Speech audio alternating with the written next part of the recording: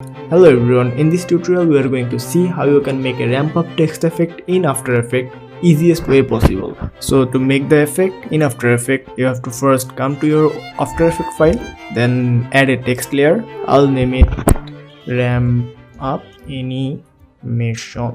Now align it using align tool. Open this section and click to animate. Now add position and opacity. Open the range selector one, advanced, select square to ramp up, then come to opacity, set it to 0, position as you like, and then come to offset, set it to -100, come to 1 second forward, set it to +100. Here is your text effect, but if you want to make it a little smoother, just select those keyframes and ease by right click. Now open the graph editor, select the right one and push it a little bit. Here is your final animation.